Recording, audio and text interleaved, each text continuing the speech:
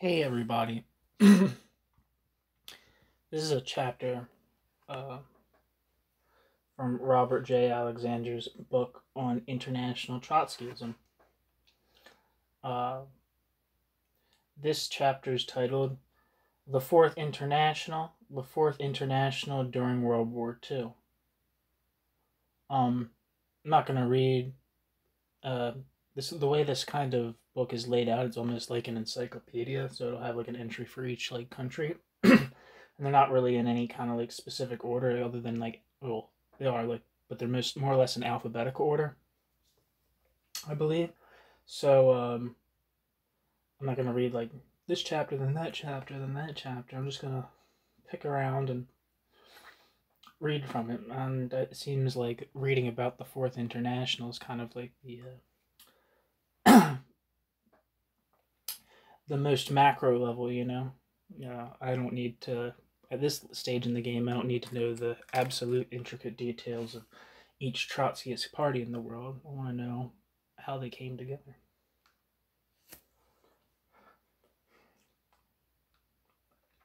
The founding conference of the Fourth International, in view of the likelihood that a new world war would break out shortly, had provided that the International should be prepared for that eventuality. It had decided that when the conflict commenced, the headquarters should be transferred to the United States and that a resident International Executive Committee, IEC, should be established there to direct it. The New York Secretariat. The problems of the resident International Executive Committee. In conformity with this decision, the seat of the Fourth International was shifted from Paris to New York City soon after the war broke out. The Secretariat of the International held its first meeting in New York in September 1939. Those attending, according to the minutes of the session, were Mario Pedrosa Lebrun of Brazil, Jan Franco Anton of Czechoslovakia, Max Shachtman, Trent, CLR James, Johnson, James Cannon, Martel, Sam Gordon, Stewart. Absent members of the International Executive Committee included Albert Goldman,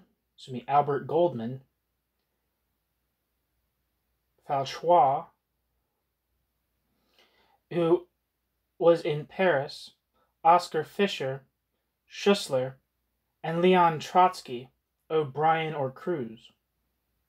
The new resident International Executive Committee, named soon afterward to direct the affairs of the Fourth International, consisted of 4 people: Max Shachtman of the Socialist Workers' Party of the United States, Mario Pedrosa, founder of Brazilian Trotskyism, Jan Franco, an original Czech Trotskyist, and one-time secretary of Leon Trotsky, and CLR James, a native of Trinidad, one of the earlier leaders of British Trotskyism who had recently moved to the United States. I believe CLR James eventually gets deported back to Britain.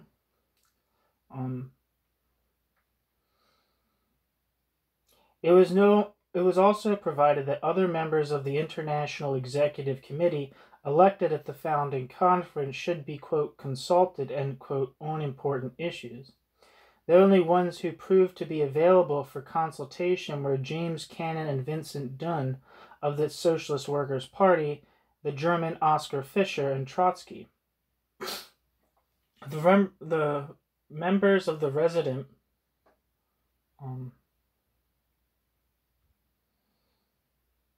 International Executive Committee were supposed to serve as the Secretariat of the International. In addition, Sam Gordon of the Socialist Workers' Party was assigned to be, quote, administrative secretary, end quote, for the resident International Executive Committee. Subsequently, the members of the resident International Executive Committee were severely criticized by the Emergency Conference of the International held in May 1940. It was alleged, quote, they not only did not see to it that meetings were held in questions of international discipline or of international aid in moderating the struggle and the Socialist Workers' Party were taken up, but on the contrary, they failed to respond when called to order by the administrative secretary of the committee, whose selection they unanimously endorsed, end quote. Even more serious than these charges was the fact that the 4 members of the Resident International Executive Committee sided with the dissidents within the Socialist Workers' Party of the United States in the 1939-40 factional struggle.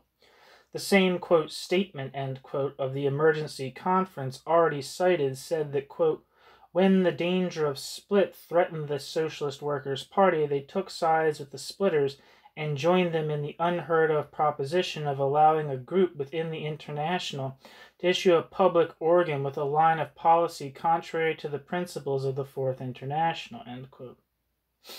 In view of this situation, those opposed to the Resident International Executive Committee arranged for the summoning of an emergency conference of the Fourth International. That conference was called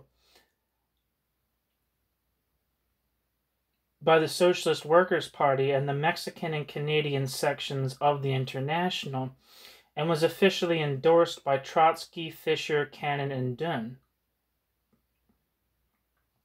The 1940 Emergency Conference. The Emergency Conference met in New York City from May 19th to 26, 1940. It was claimed that there were, quote, mandated representatives, end quote, from the United States,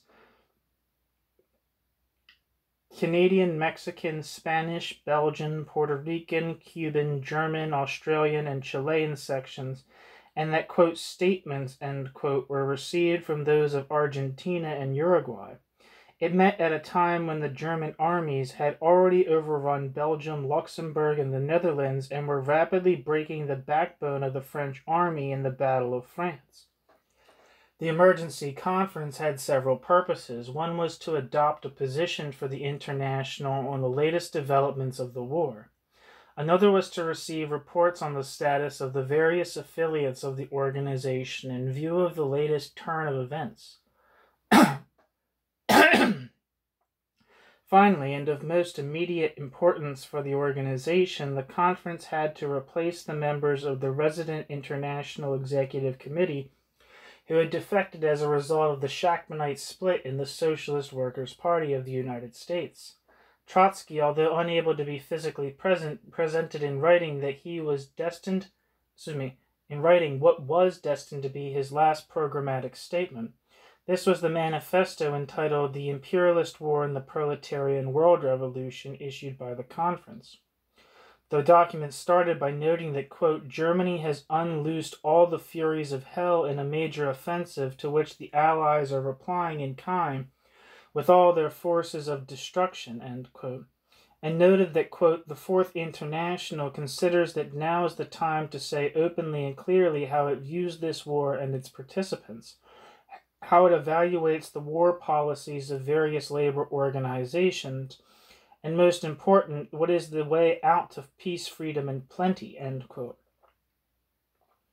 The manifesto declared that the Fourth International was not directing its message to the, quote, governments who have dragooned the peoples into the slaughter, end quote, or to bourgeois politicians of the, quote, labor bureaucracy, end quote, but to the, quote, working men and women, the soldiers and sailors, the ruined peasants, and to the enslaved peoples, end quote. It proclaimed that the Fourth International had no connections with the government, the bourgeoisie, or the labor bureaucrats, but was the, quote, world party of the toilers, the oppressed, and the exploited, end quote. After sketching the history of capitalism between the two world wars, and particularly the impact of the World Depression, the manifesto claimed that, quote, in order to enrich themselves further, the capitalists are destroying and laying waste to everything created by the labor of centuries, end quote. It asserted that, quote, contrary to the official fables designed to drug the people, the chief cause of war, as of all other social evils, unemployment, the high cost of living, fascism, colonial oppression, is the private ownership of the means of production together with the bourgeois state which rests on this foundation, end quote. It concluded that the, quote, immediate cause of the present war is the rivalry between the old wealthy colonial empires, Great Britain and France, and the belated imperialist plunderers, Germany and Italy, end quote. The manifesto saw the United States as emerging as the most powerful capitalist country and is inevitably confronting Germany and Japan. It contrasted Roosevelt's position of favoring help to the European allies with that of the isolationists, equally concerned with the hegemony of the United States in world capitalism, but favoring, it claimed, confrontation first with the Japanese. It observed that, quote, our struggle against the United States intervention into the war has nothing in common with isolationism and pacifism. The dispute within the ruling class involves only the question of when to enter the war and against whom to level the fire first. The real struggle against war means the class struggle against imperialism and a merciless exposure of petty bourgeois pacifism, end quote. On this point, it concluded that, quote, only revolution could prevent the American bourgeoisie from intervening in the Second Imperialist War or beginning the Third Imperialist War. All other methods are either charlatanism or stupidity or a combination of both, end quote. The Fourth International document rejected, quote, both the defense of the fatherland and the struggle for democracy, end quote, as allied justifications for the war. It likewise commented that, quote, Hitler's official slogans in general do not warrant examination, end quote. The manifesto emphasized the Fourth International's determination to defend the Soviet Union in its own way.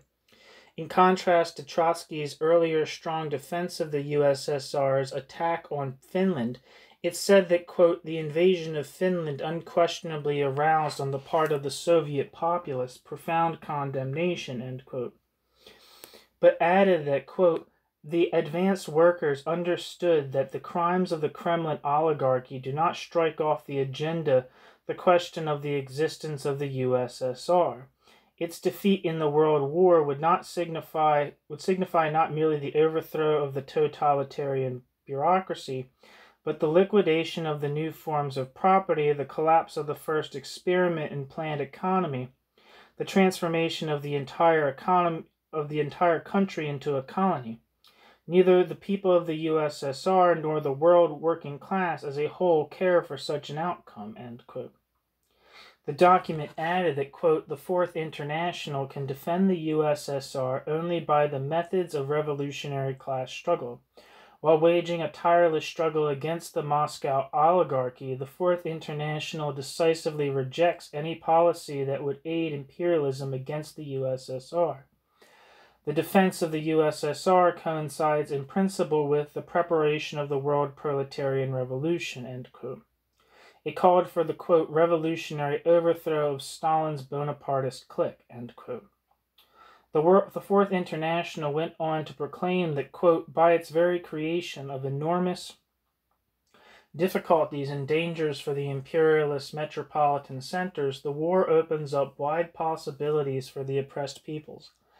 The rumbling of cannon in Europe heralds the approaching hour of their liberation, end quote. After special reference to the situations in China, India, and Latin America, the manifesto noted that, quote, the perspective of the permanent revolution in no case signifies that the backward countries must await the signal from the advanced countries, or that the colonial people should patiently wait for the proletariat of the metropolitan centers to free them. Workers must develop the revolutionary struggle in every country, colonial or imperialist, where favorable conditions have been established, and through this set an example for the workers of other countries, end quote. After an extensive survey of the historical inadequacies of the Second and Third Internationals, and even of the anarchists, the document proclaimed that, quote, the Fourth International is the only organization that correctly predicted the general course of world events and that anticipated the inevitability of a new imperialist catastrophe and exposed the pacifist frauds of the bourgeois Democrats and the petty bourgeois adventurers of the Stalinist school that fought against the policy of class collaboration. The Fourth International builds its program upon the granite theoretical foundations of Marxism. Our program is formulated in a series of documents accessible to everyone. The gist of it can be summed up in 2 words: proletarian dictatorship, end quote. The document set forth a long-range perspective for the Fourth International. It said, quote, "The capitalist world has no way out. Unless a prolonged death agony is considered, it is necessary to prepare for long years, if not decades, of war, uprisings, brief interludes of truce, new wars, and new uprisings. A young revolutionary party must base itself on this perspective. The swifter the ranks of the vanguard are fused, the more the epoch of bloody convulsions will be shortened, the less destruction will our planet suffer, but the great historical problem will not be solved in any case until a revolutionary party stands at the head of the proletariat. The conclusion is a simple one. It is necessary to carry on the work of educating and organizing the proletarian vanguard with tenfold energy. Precisely in this lies the task of the Fourth International," end quote.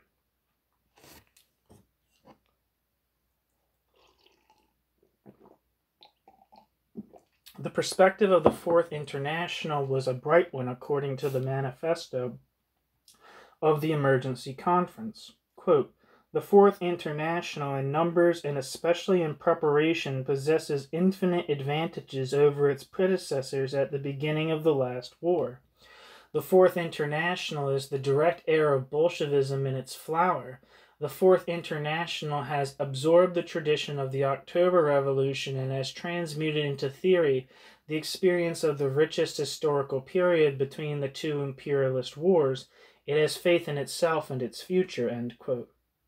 In a peroration, this document set down the line which in fact the Fourth Internationalists were to follow in the next 5 years. Quote, "At the same time, we do not forget for a moment that this war is not our war. In contradistinction to the Second and Third Internationals, the Fourth International builds its policy not on the military fortunes of the capitalist states, but on the transformation of the imperialist war into a war of the workers against the capitalists, on the overthrow of the ruling classes of all countries, on the world revolution. Independently of the course of the war, we fulfill our basic task. We explain to the workers the irreconcilability between their interests and the interest of bloodthirsty capitalism. We mobilize the toilers against imperialism. We propagate the unity of the workers in all warring and neutral countries. We call for the fraternization of workers and soldiers within each country, and of soldiers with soldiers on the opposite side of the battlefront." End quote. The document added, quote, "This is our program. Proletarians of the world, there is no other way out except to unite under the banner of the Fourth International!" End quote. Other documents emanating from the Emergency Conference of the Fourth International included organizational reports on the situations in the French, British, German, Canadian, and Latin American sections of the organization. There were also resolutions on the split in the Socialist Workers' Party and de facto rejection of the Shachtmanite Workers' Party's request to be represented at the meeting. Finally, there was a greeting to Leon and Natalia Trotsky, congratulating them on having escaped the first attempt on their lives by the GPU, which took place while the emergency conference was still in session. The functioning of the Fourth International in New York. The organizational reports to the emergency conference reflected the tenuous contacts between which the center of the Fourth International had with its sections. Indeed, for most of the next half-decade, the task of trying to maintain some kind of coherent international organization was an exceedingly difficult one for the Trotskyists. Most of the national sections, those in Europe, were soon suffering the severest persecution at the hands of the Nazis and indigenous fascist regimes. Similarly, the Chinese Trotskyists were being repressed by all of the conflicting elements in that country: the Japanese, the Kuomintang, and the Stalinists. The Stalinist party was driven largely underground, as was the small group in India. Contacts were even difficult, except perhaps in the case of Mexico with the scattered Trotskyist groups in Latin America.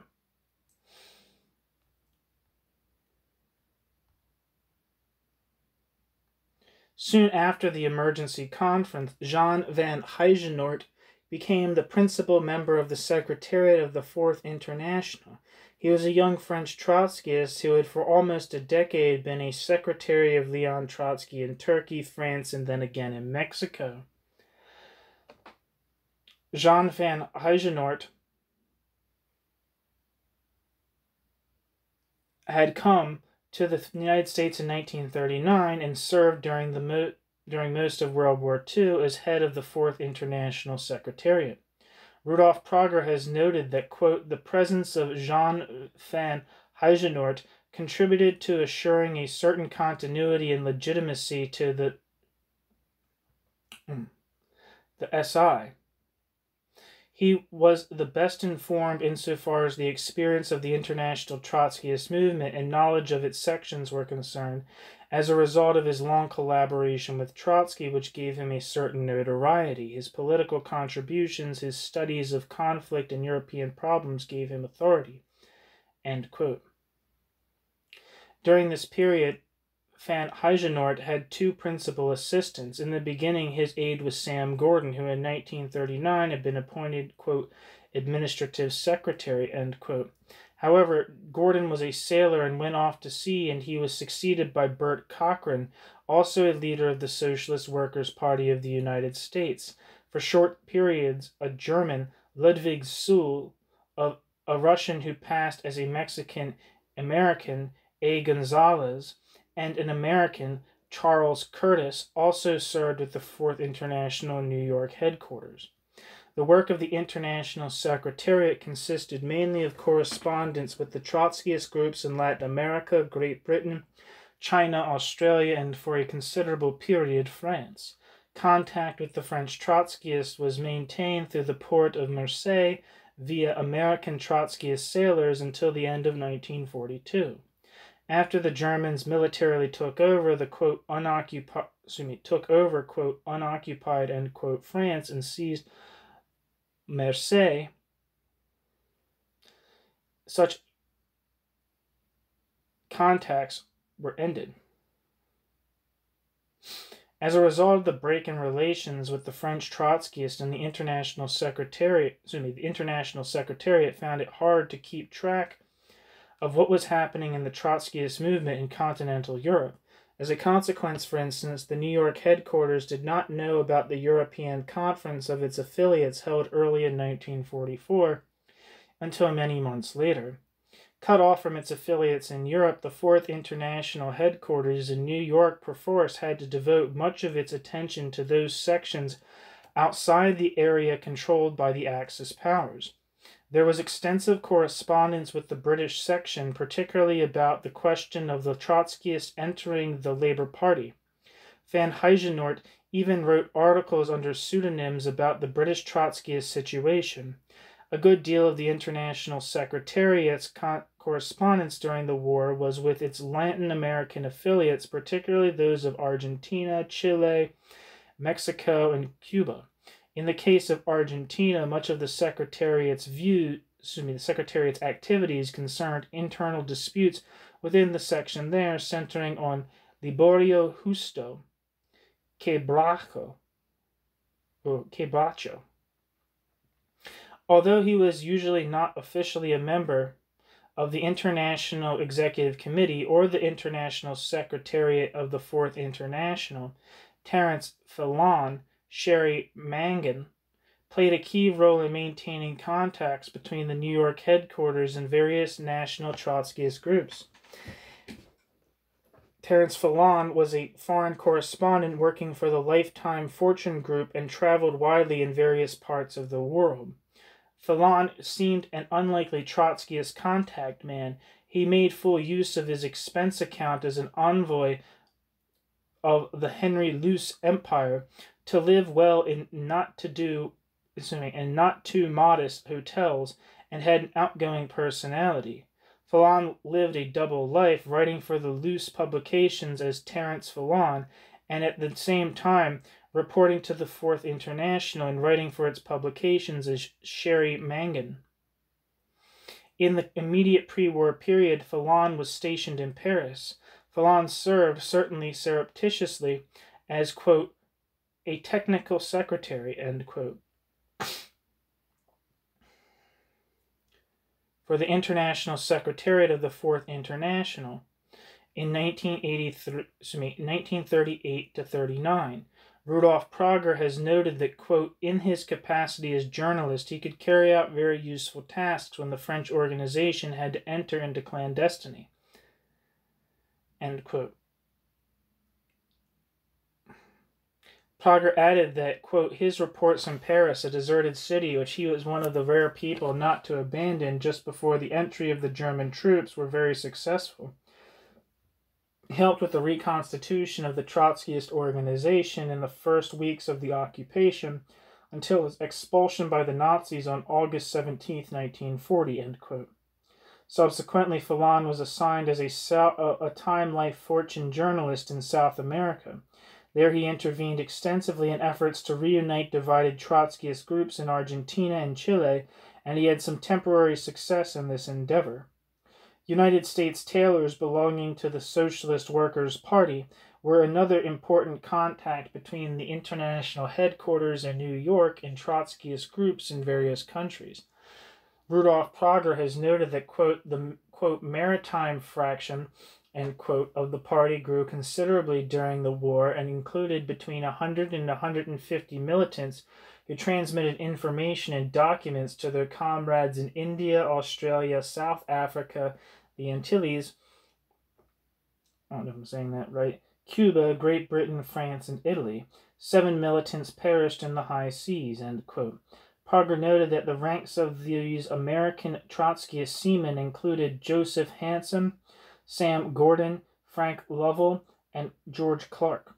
There was one American Trotskyist sailor who reported to the International Secretariat after making runs to Murmansk. Once he stayed several months in Murmansk. This sailor had nothing to report on the Soviet opposition because there were none of them left. But he reported on the working and living conditions of the USSR and on the attitudes of the local people, about what he heard from them about the progress of the war. The Fourth International was well informed about Murmansk, even though this was not of particular relevance to the International's cause. At one point, La Vérité, the French underground Trotskyist newspaper, reported that Jean van Huysenoort had gone to the Soviet Union to support the USSR in its military struggle against the Nazis. Of this, van Huysenoort wrote that, quote, the information in La Vérité is of course incorrect. Sometime in 1941, the Russian press, Pravda, published a short item, a few lines, stating that I had enlisted in the Red Army. I have never seen the item myself, but it was reported to me by various persons. This was perhaps a trick contrived by Stalin Beria in order to rally some Trotskyites for the regime, end quote.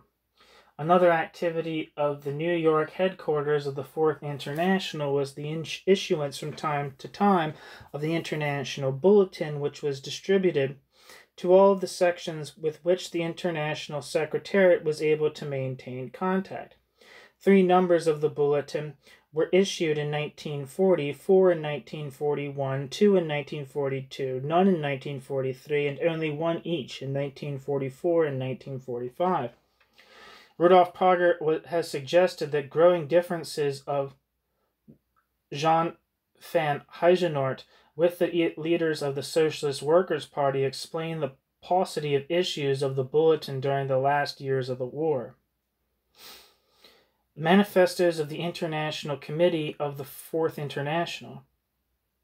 The International Executive issued a number of public documents dealing with current problems in various parts of the world during the war. Several of these statements are worthy of note. In November 1940, the International published a, quote, manifesto entitled, quote, France under Hitler and Pétain, end quote, which was written by Jean van Heijenoort, after a brief survey of the circumstances of the fall of France and the resulting collaboration of the French bourgeoisie with the Nazi conquerors, the proclamation concluded that, quote, the experience of France shows once and for all that the, quote, national considerations serve only to mask the interest of the bourgeoisie, which is always ready to change sides when that serves to safeguard its interests. Let the workers remember the lesson that the bourgeoisie has given them once and for all, end quote. In contrast to the belief widely held in France at the time, the manifesto proclaimed that, quote, the present situation will not be of long duration. Heretofore, the successes of Hitler have been due to the weakness and decline of the democracies. The real test of the Nazi system has only begun, end quote. It added that, quote, to the fascist, quote, reconstruction, end quote, of Europe, we juxtapose the United Soviet States of Europe, a free federation of peoples with a socialized economy or a system in which profit will be replaced by the cooperation of the workers. The French state of Pétain has replaced the Third Republic of Daladier. The latter has entered into the past, and nothing can revive it. To emerge from servitude, oppression, and misery, there is only one way: to establish a workers' and peasants' government, end quote. The peroration of this document reiterated this argument, which was to be the fundamental position of the Trotskyists in all the European countries occupied by the Nazis. It said, quote, an entire epoch has entered into the past, that of decadent bourgeois democracy. It has taken with it the bourgeois democratic parties and their leaders, as well as the working class parties and leaders who have tied their fate to that of, quote, democracy, end quote. We have entered a new epoch, that of the struggles and convulsions of the agony of capitalism, but that new epoch is also that of the Fourth International and of its triumph, end quote. On March 31st, 1941, the International adopted a resolution on the, quote, American intervention in China, end quote, which it also widely circulated. This was apparently written by Frank Graves and Harold Isaacs. This document argued that recent announcement of the substantial aid by the United States for the Chiang Kai-shek's regime, the Chiang Kai-shek regime's war against Japan was part of the grand imperialist strategy of the United States. The document argued that, quote, pursuing its, quote, manifest destiny, end quote, American imperialism is preparing to occupy the positions of the British Empire, including China in the Far East, and to assure the defeat of its Japanese rival in the Pacific. Washington proposes to defeat Japan in war, to chase the Japanese imperialists from China, and to exercise its own suzerainty over the Chinese people, end quote.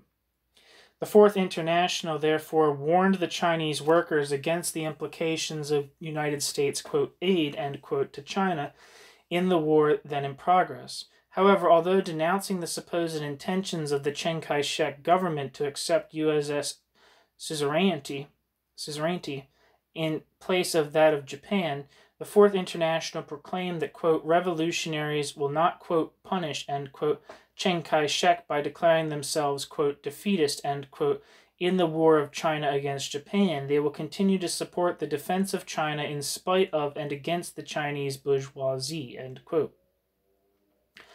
Finally, the Fourth International statement painted the perspective of a forthcoming revolution throughout East Asia. It proclaimed that, quote, every major defeat that Japan suffers in consequence of American intervention in the Far East will create revolutionary movements among the masses of Manchukuo, Korea, Formosa, and will stimulate a revolutionary renewal in China. Confronted with the expansion of the revolutionary uprising, the American imperialists will become less preoccupied with combating Japan than with suppressing an independent movement of the masses which will menace the whole of their position.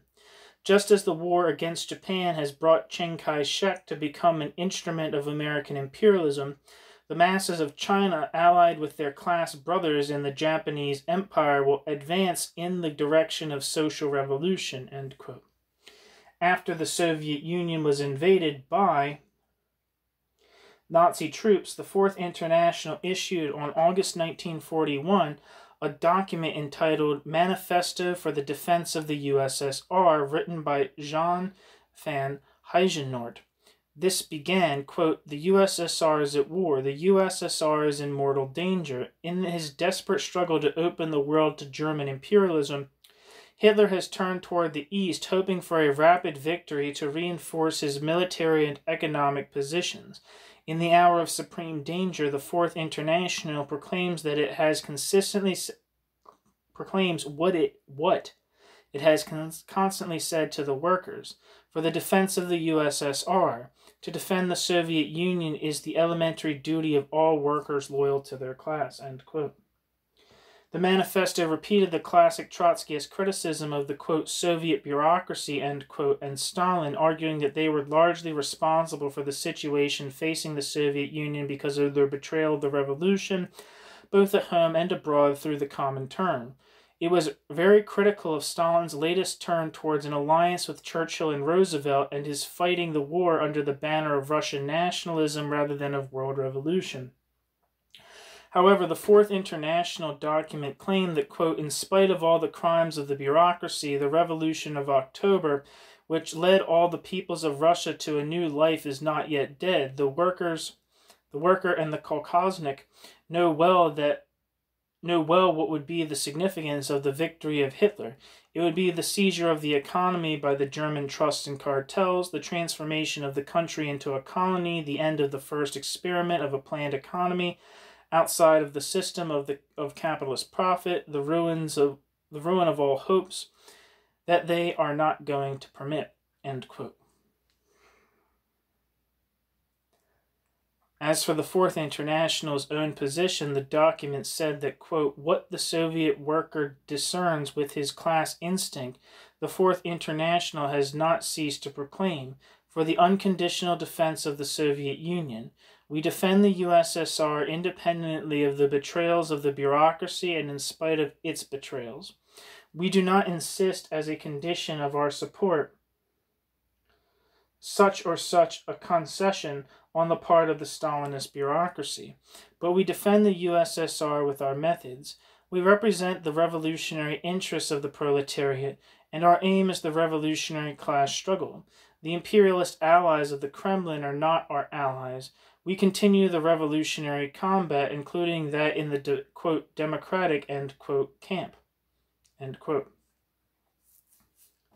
The manifesto had separate appeals to the workers of the different warring countries. Insofar as the Western Allies were concerned, it proclaimed that, quote, "To support the imperialist sectors of England or the United States would be to aid Hitler to maintain his control over the German workers. We emphasize the revolution, and the best means of serving the revolutionary future of the German workers is to seek to expand the proletarian struggles in the opposed camp," end quote. Within Germany and occupied Europe, quote, "The defense of the Soviet Union signifies directly the sabotage of the German war machine," end quote. Furthermore, quote, "The Fourth International calls on the German workers and peasants in uniform to pass over with arms and baggage to the ranks of the Red Army," end quote. Insofar as the USSR was concerned, quote, "The Fourth International calls upon the Soviet workers to be the best soldiers at their combat post," end quote. It further called on them to be inspired by the memory of Trotsky's leadership during the Civil War.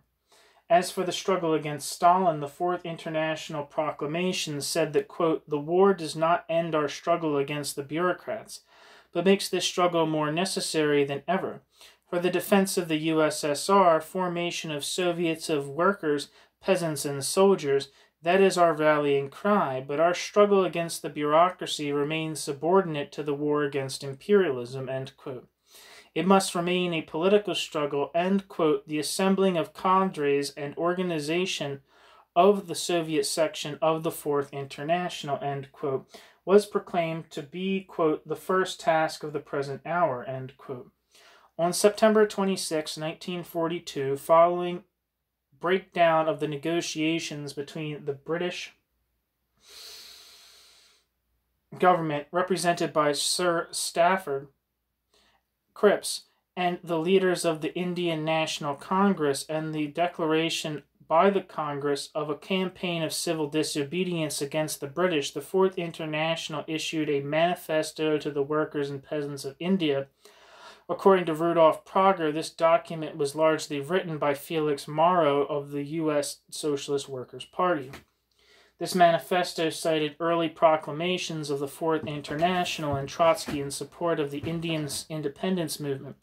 It also warned against trusting the, quote, bourgeois leaders of the Indian National Congress, citing their earlier refusal to embarrass the British during the war, and particularly condemned the position of the Indian Stalinists who, since the invasion of the Soviet Union by the Nazis, had thrown all their weight in favor of Indian cooperation with the British war effort. It particularly warned against, quote, mediation, end quote, by the U.S. government. The Fourth International Manifesto also warned against any alliance with the Japanese imperialists to fight the British. It cited a statement of the Indian section on this subject. The manifesto emphasized the key role of the world revolutionary struggle. It insisted that as Russia had been the weakest link in the capitalist chain during World War II, India was the weakest link during the Second World War. It said to the Indian workers, quote, break the weakest link in the imperialist chain and the peoples of the entire world will follow you and join you in the struggle, end quote. Emphasizing again the world revolutionary struggle, the Fourth International insisted that the British workers would support the fight for Indian independence. Stressing that recent strikes in Britain had indicated general discontent there, it also argued that British workers who were serving as soldiers in India would not fire on Indian revolutionists, as the Russian Cossacks had refused to fire on Russian revolutionaries in 1917. Rather than the civil disobedience of the Indian National Congress, the Fourth International urged the Indian workers to undertake the class struggle against both imperialism and the Indian capitalists. The manifesto stressed particularly the slogans of agrarian reform, a constituent assembly, and a large-scale industrialization program for India. Let's see what time it is. How long have I been reading? Okay.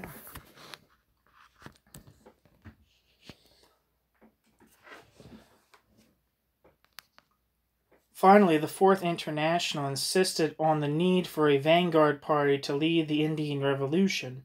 Quote, that party exists today in India. It is the Bolshevik-Leninist Party, Indian section of the Fourth International. It ended, quote, Indian workers and peasants, be sure that on all continents the sections of the Fourth International defend your struggle, unmasking the lies of imperialism and calling upon the workers and peasants to take their place at your side, end quote. The final document of the Fourth International, which we wish to note, is that provoked by Stalin's dissolution of the Comintern and issued on June 12, 1943. It is not clear who was the author of the manifesto of the dissolution of the Comintern. This manifesto traced the customary Trotskyist indictment of the conversion of the Comintern from the general staff of the world revolution into the tool of the foreign policy of the Stalinist bureaucracy, dedicated to thwarting rather than leading the world revolution. The dissolution of the Comintern by Stalin without any authorization from the rank and file of the organization merely confirmed this analysis, the manifesto claimed. However, the end of the Comintern should not be a cause for despair of revolutionaries. Quote, the fall of the Socialist International in 1914 left the workers' vanguard destitute. This time the vanguard is perfectly alerted. On all the continents and in all the principal countries there existed cadres of the Fourth International well before the war began. Everywhere they have passed the decisive test of the war and have remained loyal to revolutionary internationalism, end quote. This proclamation ended, quote, comrade workers, the workers need today more than ever the International to lead them. There is only one International, the World Party of Socialist Revolution, the Fourth International. Join its ranks and prepare yourselves with it to direct the victorious struggle for the world revolution." End quote.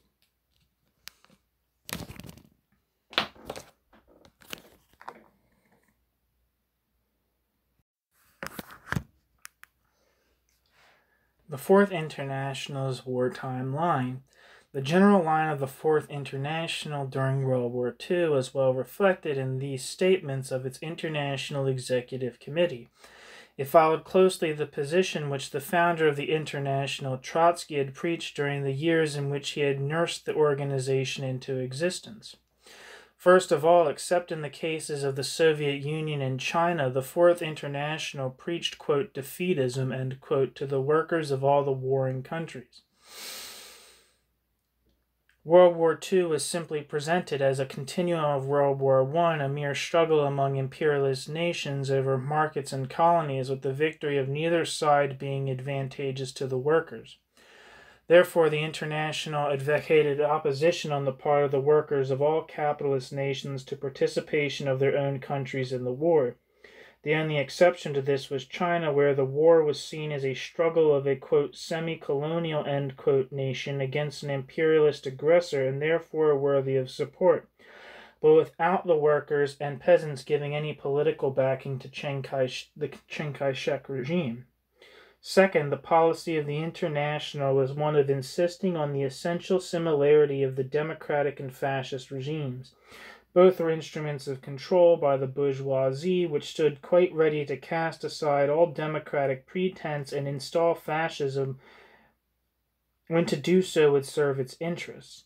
In conformity with this argument, the proclamation of the International tended to exaggerate the degree to which the democratic system was being destroyed by the governments of the Allied countries, and particularly the degree to which Trotskyist groups were being persecuted by the Allied regimes.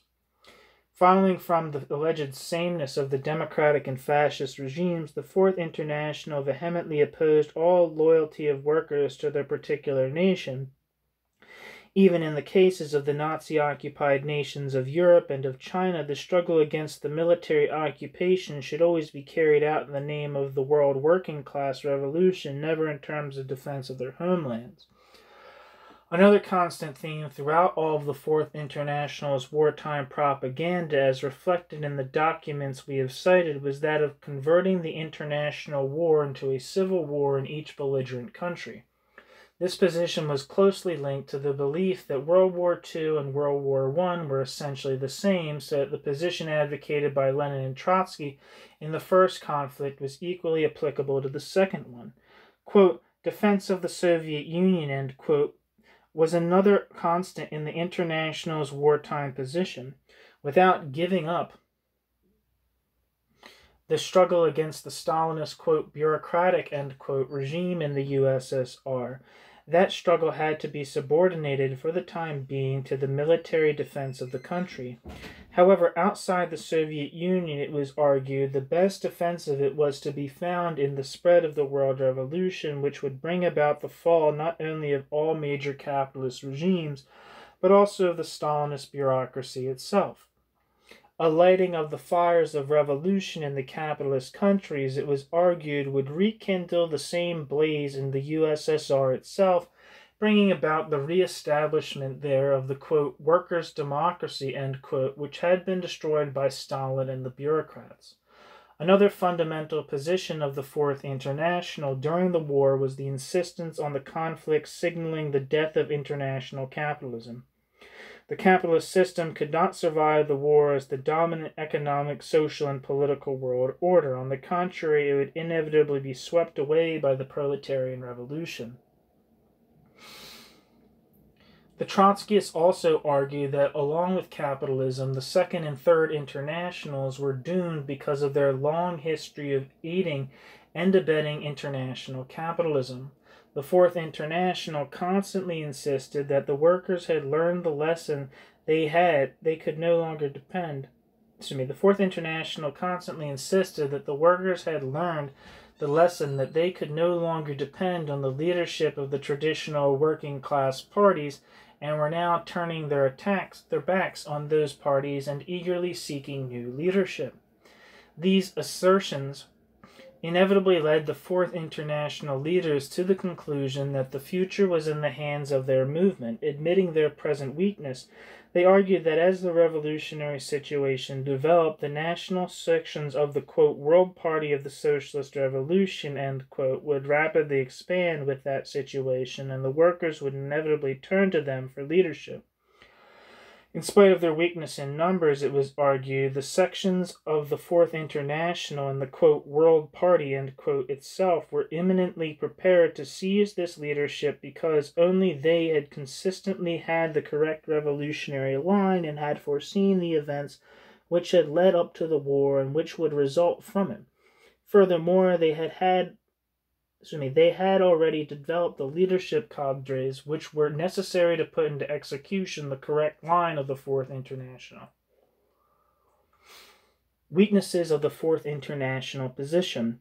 The French Trotskyist historian Rudolf Prager, in his introduction to a volume on the Fourth International during the war, commented on the ways in which the International's wartime position proved to be in error. He started by commenting that, quote, what perhaps most strikes one from reading the text in this book is the divorce between certain perspectives and the post-war realities. The Marxist foresight is an indispensable tool for action, but one which, if well understood, has its limits. It defines the characteristics of a period and the probable developments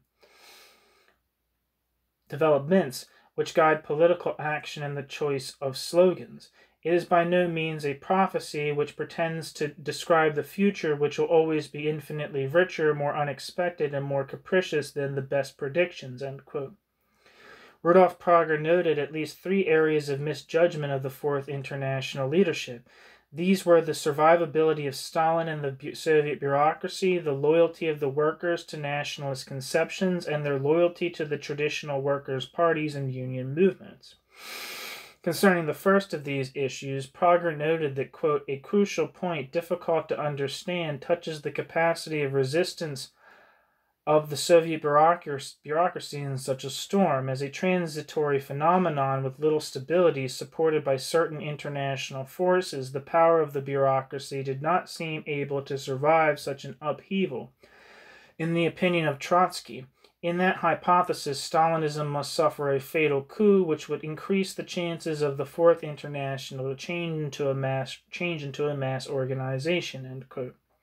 Such did not turn out to be the case. Rudolf Prager noted that, quote, after making numerous errors and finding itself on the edge of destruction during the smashing offensives of the Wehrmacht, the general shock suffered by imperialism allowed the bureaucracy to emerge reinforced from the war.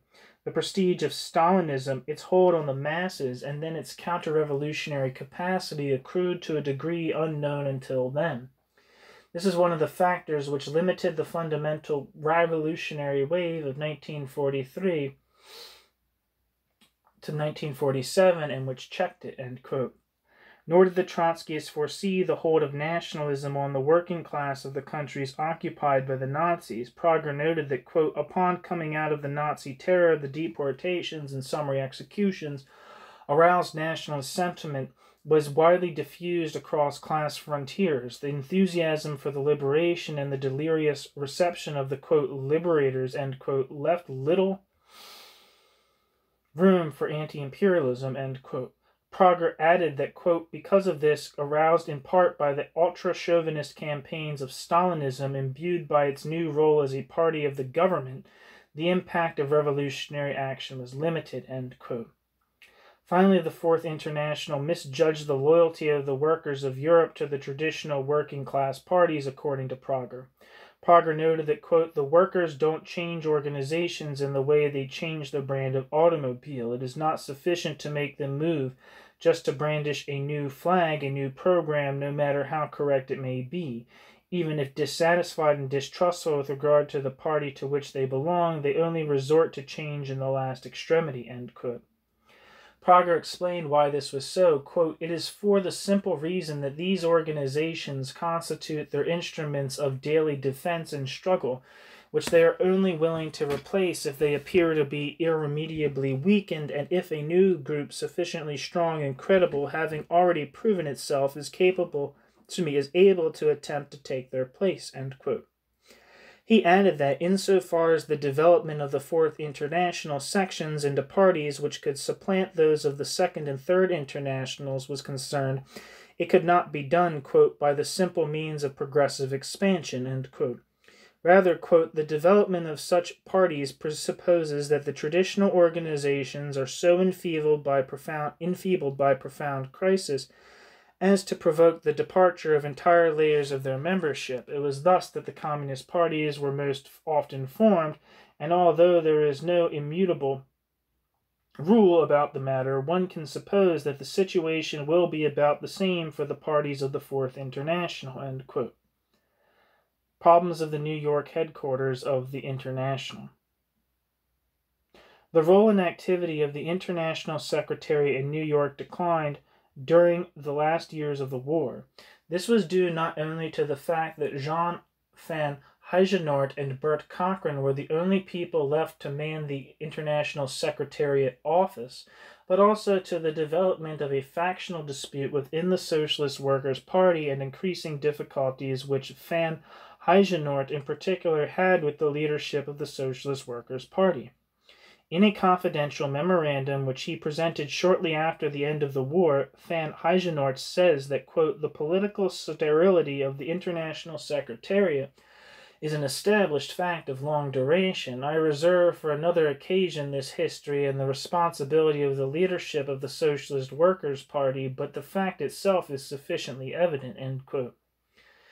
Van Heijenoort claimed that the Socialist Workers' Party leaders had not permitted the, quote, giving of political content to the work of the International Secretariat, end quote, frequently claiming that not enough information was available for the International Secretariat to take a position. Another factor undoubtedly was that van Heijenoort sympathized with the minority within the Socialist Workers' Party led by Albert Goldman and Felix Morrow, which sought a rapprochement with the Shachtmanite Workers' Party, which had been expelled in 1940. His position intensified his difficulties in getting along with the Socialist Workers' Party leadership. The van Heijenoort retired from activity in the Trotskyist movement soon after the end of the war. In the next decade, his assistant, Bert Cochran, was to lead a major split in the Socialist Workers' Party. The Provisional European Secretariat.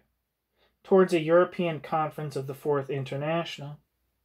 The events of April-June 1940, with the German conquest first of Norway and Denmark and then of the Netherlands, Belgium, and France, dealt shattering blows to the Trotskyist movement in Western Europe.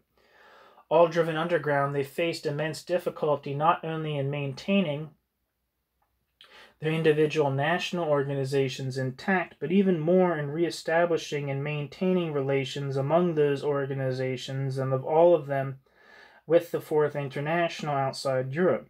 The situation was further complicated by the schisms which had occurred in several European Trotskyist groups just prior to the war.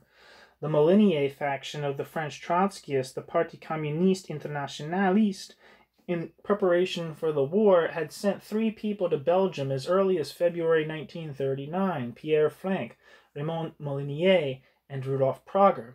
These 3 established contacts with Belgian and Dutch Trotskyists, including elements which were not officially in the Fourth International, the Verreken Party in Belgium, and the Snevliet RSAP in the Netherlands. When the war broke out, a proclamation was issued against the conflict in the name of the Fourth International, although none of the groups signing it was officially a member of the International. The document was signed by the Verreken of the Contre l'Écran group in Belgium, Prager for the PCI, Parti Communiste Internationaliste, and a representative of a British dissident group. The Trotskyists of Western Europe suffered considerable persecution from their respective governments once the war had begun. Their situation became much worse once the Nazis had overrun Western Europe. Although there were some individual contacts between the French Trotskyists and those of the Low Countries, it was not until January 1942 that a delegation of French Trotskyites, representing the group by then recognized as the French section of the Fourth International, went to Brussels to meet with their Belgian counterparts. Rudolf Prager has said that the French delegation consisted of Marcel Hick, H-I-C, Hick, I guess that is how you pronounce it, Ivan Claypole, and Swan. As a consequence of the meeting in Brussels, a session was held soon afterward at a farm at St. Hubert in the Belgian Ardennes, belonging to Henry Opta, a young Belgian Trotskyist. It established the first European Secretariat of the Fourth International. Prager reported that Opta and Abraham Leon Wojnastok represented the Belgian Trotskyists at this meeting, but doesn't indicate who else was there, although suggesting that no more than 5 or 6 people were at the meeting. The headquarters of the new European Secretariat was established in Paris. It sought to coordinate the activities of the various Trotskyist groups in countries under Nazi occupation. It also issued at least 2 important documents, a, quote, thesis on the national question, end quote, and a, quote, manifesto on the dissolution of the Communist International, end quote, which we shall note later. During the summer of 1943, the first European Secretariat was succeeded by what was called the Provisional European Secretariat of the International. It published a resolution on the, quote, reconstruction and reinforcement of the Fourth International, end quote, on July 19, 1943. The Provisional Secretariat also undertook to publish a regular periodical to speak for the European Trotskyists. The first issue of Quatrième International appeared in August 1943. It and the December 1943 edition were mimeographed, but with the January 1944 number, the magazine was printed. 5 issues were published in 1944. The alteration of the name was not the only change in the Fourth International's European organization in 1943. Its personnel were also altered. The first European Secretariat was largely managed by Marcel Hick, a member of the French section who was principally responsible for the documents issued by the organization. Subsequently, he was accused of using, quote, ultra-bureaucratic methods, end quote. The new Provisional European Secretariat was largely under the influence of Michel Raptis, better known as Michel Pablo. He was a young Greek Trotskyist who had belonged to the, quote, unofficial, end quote, group of Poliopolis. He had lived in France since 1938, and between 1940 and 1942 had been sick in the Saint-Hilaire-du-Touvet sanatorium, although he had maintained contact with his Trotskyist colleagues. The other members of the Provisional Secretariat were Marcel Hick, who, when he was arrested in October 1943, was succeeded by Ivan Claypole, Nicolas Spoulbert, also a member of the French POI, Leon Wojnastok of the Belgian Party, Raphael Fontferrand of the Spanish Bolshevik Leninist group, and after a while Rudolf Prager of the French group of Molinier. The Provisional European Secretariat sought to bring together all of the European groups professing loyalty to the principles of the Fourth International, whether or not they had been officially recognized as sections of the International. Overtures were made particularly to the Molinier group in France and the Verlieken Party in Belgium. The former accepted these overtures and joined the Secretariat, as a result of which Prager became a member of that body. However, all efforts to incorporate the Verlieken group, undertaken particularly by Prager, proved to no avail.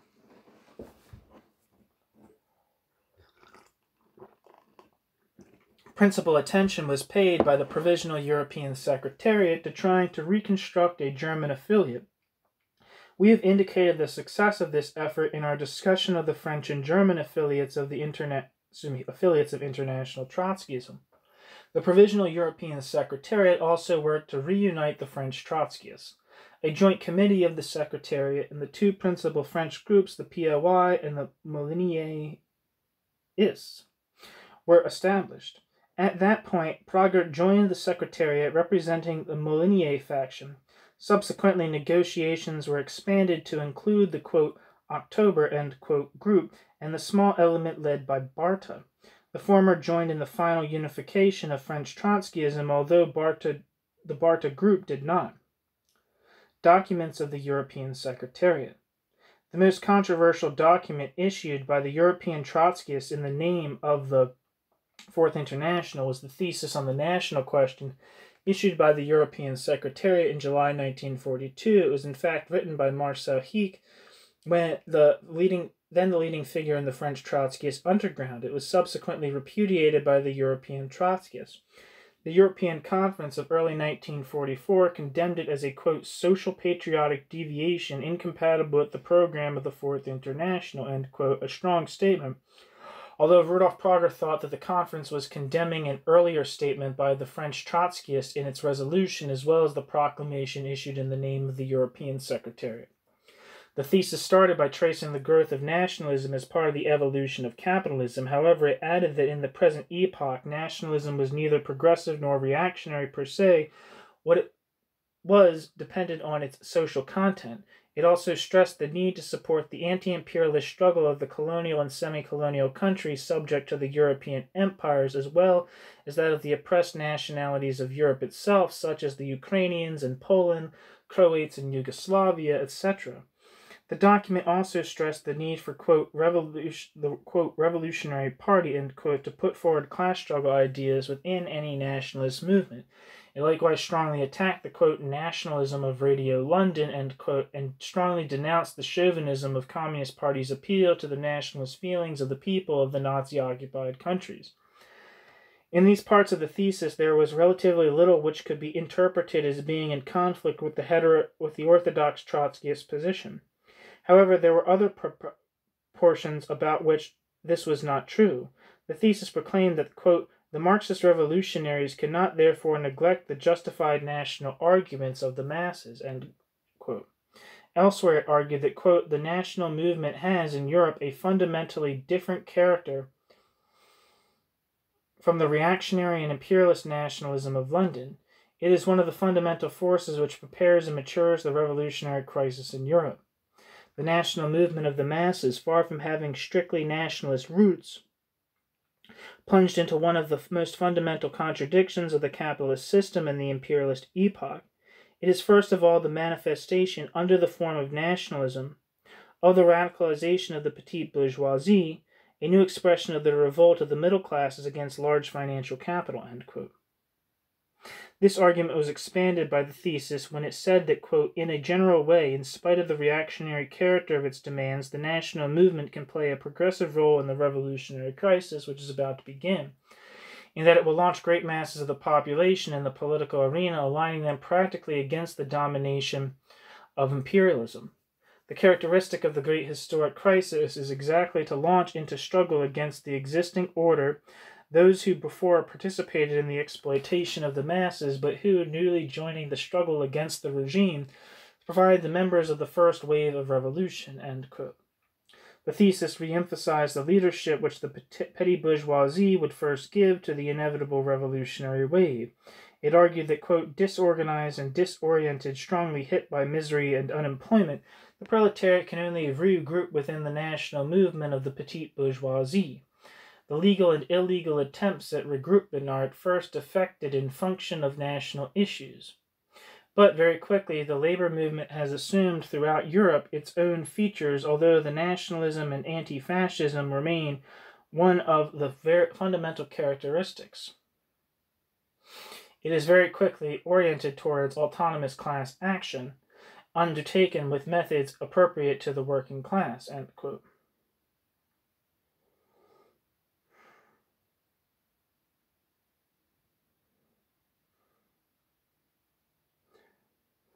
The outright endorsement of the idea of Trotskyist participation in the nationalist reaction against Nazi domination was too much in conflict with the traditional internationalism of the Trotskyist movement.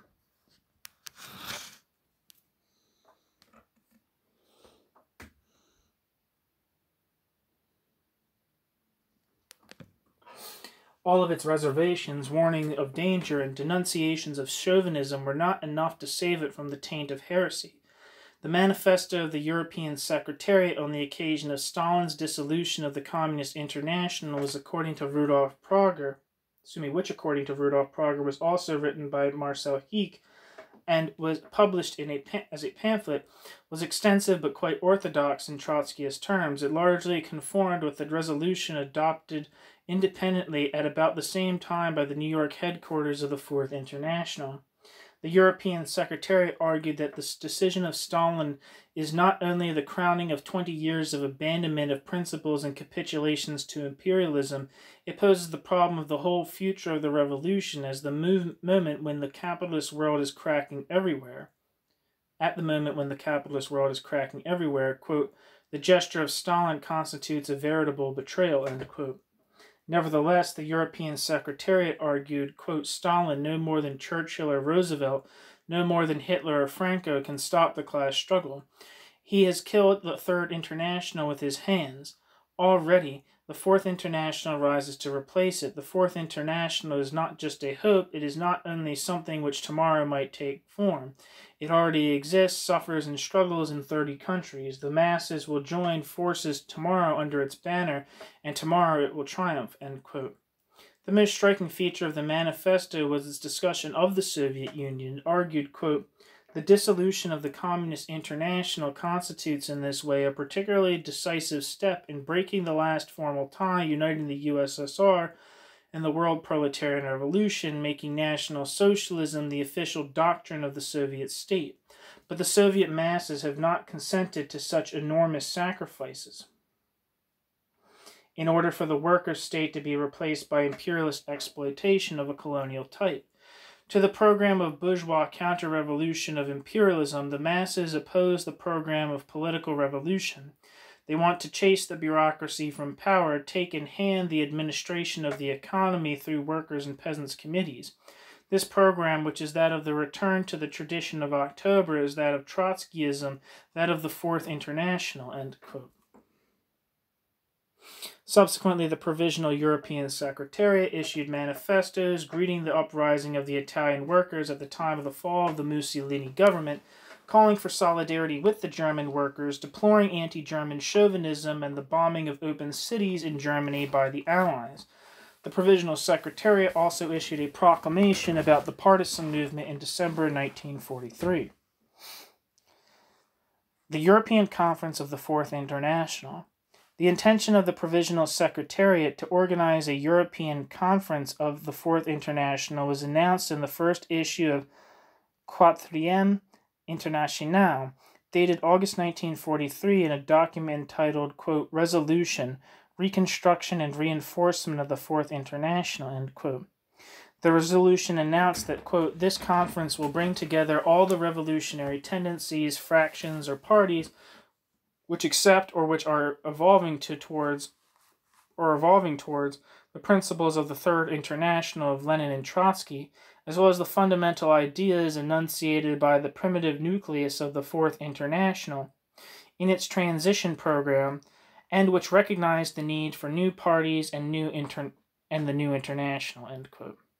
The document noted that the conference, quote, will choose in proportion to the force of the ideological tendencies compatible with the general principles of the Fourth International.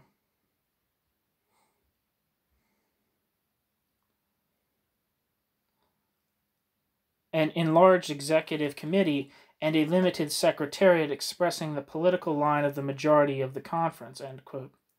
In preparation for this conference, the Provisional Secretariat drew up basic documents for discussion, which were submitted to the various national groups which were to participate in the meeting. These were thoroughly discussed by the conference of the respective groups.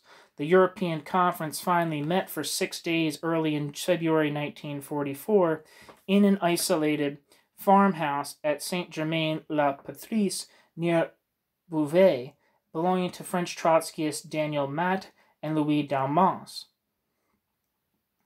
During the 6 days and 6 nights the delegates were together, they only suspended their activities for short periods when they all slept on the floor of the farmhouse.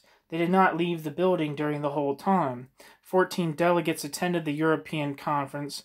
They were Abraham Leon Wojnastok, and Ernest Mandel of the PCR of Belgium, Ivan Krapieu, Nicolas Spulber, Marcel Giblin, Alain Ledem of the French POI, Jacques Greenblatt, and Rudolf Prager of the French CCI, Henri Claude Puig of the French October Group, Martin Monat of the German Trotskyist, maybe it's Martin Monat, of the German Trotskyist, Michel Raptis, and George Vitsouris of the Greek section, Ernesto Morris and Raphael Fontfaron of the Spanish Trotskyists.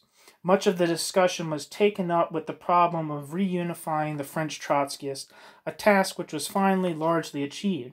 The session also adopted a number of basic documents which were approved by a majority of the delegates, but with the representatives of the CCI and the Spaniards generally voting in the negative and the delegate of the October Group abstaining. There were 5 major programmatic documents adopted by the conference. These were a, quote, thesis on the liquidation of the Second Imperialist War and the mounting revolution, thesis on the situation in the labor movement and the perspectives of development of the Fourth International, resolution on the strategy of the European sections of the Fourth International in the workers' struggles, resolution on the policy of the Workers' Front, and resolution on the mounting revolution and the, quote, Second, end quote, Front. The documents of this conference concentrated on the need for converting the imperialist war into a civil war. They predicated that such a civil war between the proletariat and its peasant and petty bourgeois allies on the one hand, and the capitalist class of all the countries involved on the other, was about to begin. The resolutions saw the uprising of the workers of Italy, particularly in the north in the period between the fall of Mussolini and the armistice with the Allies, as the beginning of the Europe-wide civil war. That precedent would be followed by the workers throughout Europe, particularly Western and Central Europe. The resolution put particular emphasis on the importance of the revolution in Germany as the key to the revolution in Europe. They professed to see growing resistance of the German workers to the Nazi regime and willingness of the workers to enter into revolutionary struggle in Germany. For that reason, these resolutions denounced, quote, chauvinistic, end quote, attacks on the Germans by the resistance movements in the occupied countries, and particularly the Stalinist use of chauvinism. They attacked the idea of, quote, national resistance, end quote, counterposing the notion of working class resistance across national lines. They called for the fraternization of German workers and the forced laborers from the occupied territories. They also strongly advocated fraternization of workers of the occupied countries with German rank-and-file troops. The resolution noted that the Trotskyists had opposed the use of terrorism and sabotage by the resistance movement before 1942. However, with the levies of workers from occupied countries to work in Germany starting in 1942, the situation had changed, with many thousands of workers, particularly young workers, joining the resistance, the Maquis, as a result of the German campaigns to round up forced workers. As a consequence, the resolution said the Trotskyists now supported the Maquis because they were a genuine movement of the masses. However, within the resistance movement, they urged their followers to seek the separation of workers, and that this separate workers' organization should be committed to class warfare, not only against the German occupiers, but also against the indigenous capitalists, and in time against the occupying Allied troops. The resolutions urged that the Trotskyists should organize their own groups within the resistance and should insist that the workers never participate in nationalist resistance groups. The resolution urged formation in factories of workers' fronts of workers of all political and trade union affiliation. These fronts should prepare to take over the factories when the chance should present itself. Meanwhile, the workers' front should fight for the transitional demands of shorter hours, better pay, better distribution of food, and so on. They should also organize a workers' militia in the factories and shops to be ready for the cataclysm when it arrived. They should establish liaison with the resistance outside the cities and get training from it for the workers' militia. The Workers' Front should establish contacts, too, with the peasant workers in the countryside, both for food distribution and for cooperation in the ultimate denouement of the revolution. The resolutions insisted that the Soviet Union was still a worker state because it maintained nationalized property and central planning, and that defense of the USSR was part of making the world revolution. They said that there might have to be temporary cooperation with the, quote, bureaucracy, end quote, still controlling the USSR, but that should not mean giving up the idea of a political revolution in the Soviet Union. Again, since only a USSR controlled by the workers and not the bureaucracy could efficaciously defend itself. The workers' uprising against capitalism in Western and Central Europe and the Soviet workers' political revolution against the Soviet bureaucracy were part and parcel of the same struggle.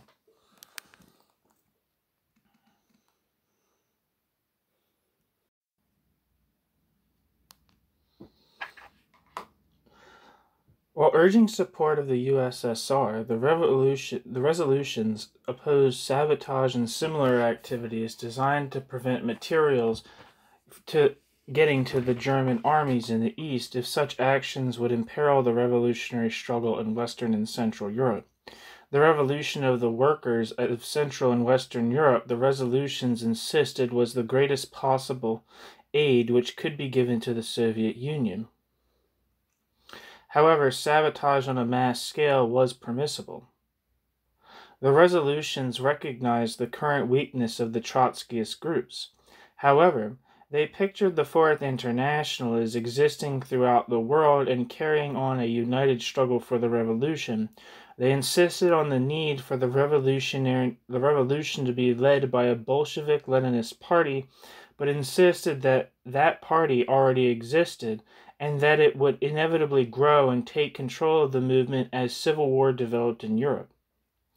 The resolutions insisted that the world revolution was spreading throughout the globe, but that it might develop at a different pace in different areas.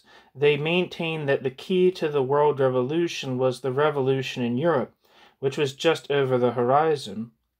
The conference insisted that the workers had learned from past experience. It claimed that the workers, and particularly the German workers, would not be misled into support of, quote, bourgeois democracy, end quote, again, as they had been after World War I. However, the resolutions advocated the tactic of pushing, quote, democratic, end quote, demands where appropriate.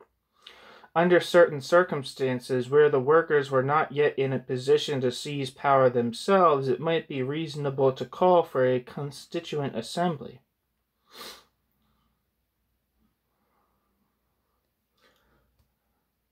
And it certainly was correct to advocate the fullest democratic freedoms of press, speech, party organization, trade union independence, the right to strike. However, under other circumstances where the workers were in a position to seize power, it would be a crime to advocate a constituent assembly and to put major emphasis on other democratic demands.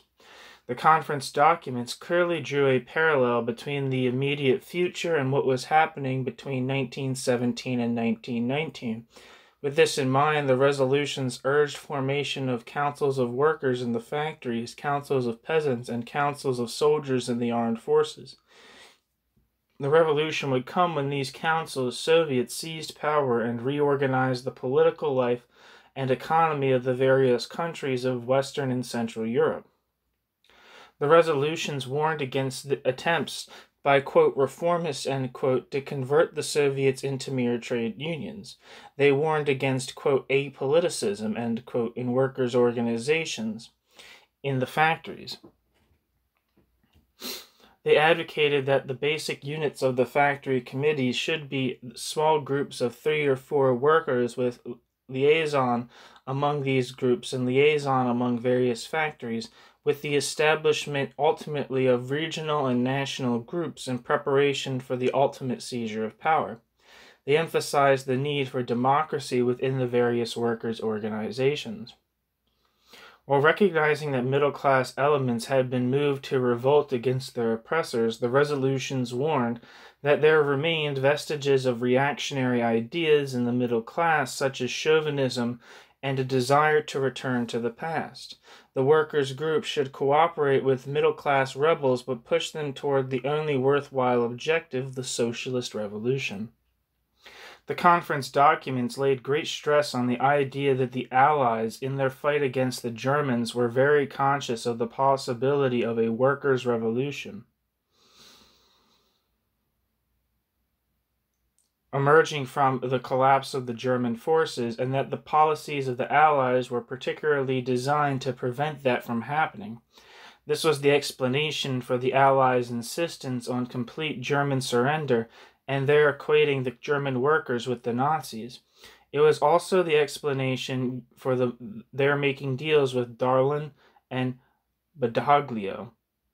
The resolutions insisted, too, that Stalin was fully cooperating with the efforts to prevent the European Revolution, because he well understood that triumph of revolution in Western and Central Europe would be the death knell of the rule of the bureaucracy in the USSR and would be followed by political revolution in the USSR.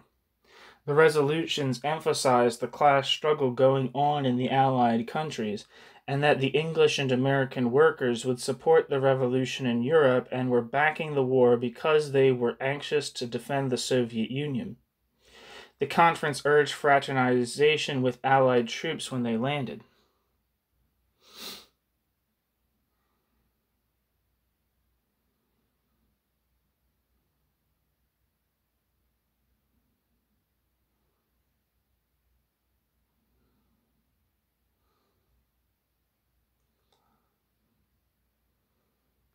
The conference urged fraternization with Allied troops when they landed.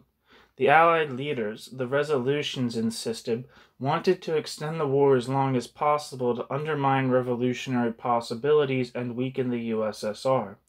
But the advances of the Red Army had made them change their plans and had made the Second Front the order of the day. In addition to the programmatic documents which it adopted, the European Conference also passed some organizational resolutions.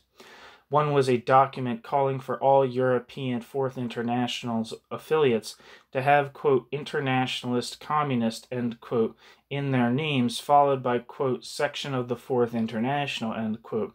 Another document was, quote, compliments to the statutes of the Fourth International, end quote, which was designed both to assure that each party would have a democratic centralist form of organization and have a structure which would guard it as an illegal organization under the circumstances as much as possible from penetration and disruption by the governmental and occupational authorities. Thus, during the last 15 months of the war, the Trotskyist movement in Europe functioned under the general guidance of an executive committee and secretariat emanating from a duly elected conference. These central authorities undoubtedly were of great utility not only in maintaining contacts among the existing national Trotskyist organizations, but also in helping re-establish liaison with the Fourth International outside of Europe. As the fortunes of war made that possible, and in helping to begin the task of organization or reorganization in countries where the Trotskyist movement did not exist, as those countries were freed from Nazi control.